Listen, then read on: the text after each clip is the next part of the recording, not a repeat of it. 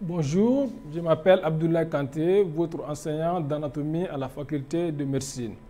Aujourd'hui, nous allons vous parler de la scapula. La scapula est un des os de la ceinture scapulaire. La scapula est un os plat. Un os plat triangulaire, à sommet inférieur et à base supérieure. La scapula, comme tout os plat, présente à décrire deux faces. La face ventrale, qui est plaquée contre la cage thoracique, qu'on appelle la fosse subscapulaire. Cette face est escavée et présente une concavité ventrale.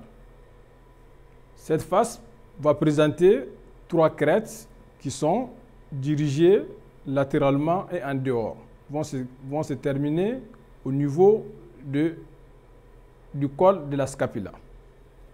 La face dorsale, cette face dorsale est divisée en deux fosses par un processus qu'on appelle l'épine de la scapula. Donc l'épine de la scapula va diviser la face postérieure de la scapula en deux fosses. La fosse qui est située en bas de l'épine s'appelle la fosse infrascapulaire et la fosse qui est située au-dessus est la fosse suprascapulaire. Donc ces trois fosses qui se trouvent au niveau de la scapula, la fosse antérieure, la fosse subscapulaire et les deux fosses dorsales séparées par l'épine de la scapula vont permettre des insertions musculaires que nous allons vous détailler dans les cours de myologie. En plus de ces deux faces, la scapula présente à décrire trois bords. Nous avons le bord spinal, encore appelé le bord médial, puisque c'est ce bord qui est plus proche de la ligne qui passe par le processus épiné, le plan de symétrie du corps. Et nous avons ici le bord latéral. Et en haut, nous avons le bord supérieur. Ces trois bords sont délimités par des angles. Nous avons l'angle inférieur qui est palpable sous la peau. Et l'angle supérieur à ce niveau, c'est au niveau de l'angle inférieur que nous pouvons décrire plusieurs structures osseuses. L'angle latéral va présenter une cavité articulaire. Cette cavité articulaire est appelée la cavité glénoïde, qui présente à son sens le tubercule glénoïde.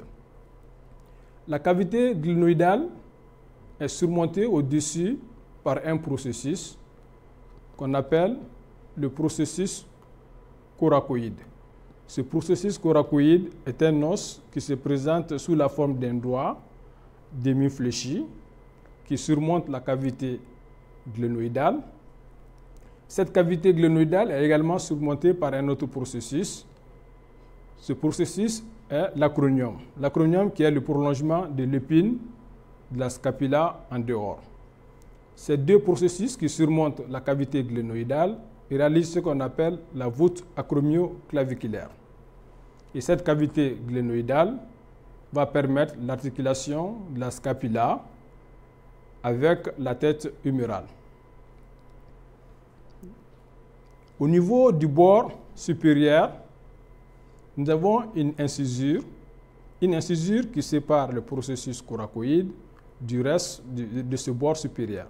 C'est ce qu'on appelle l'incisure suprascapulaire, qui va livrer passage aux éléments vasculo-nerveux.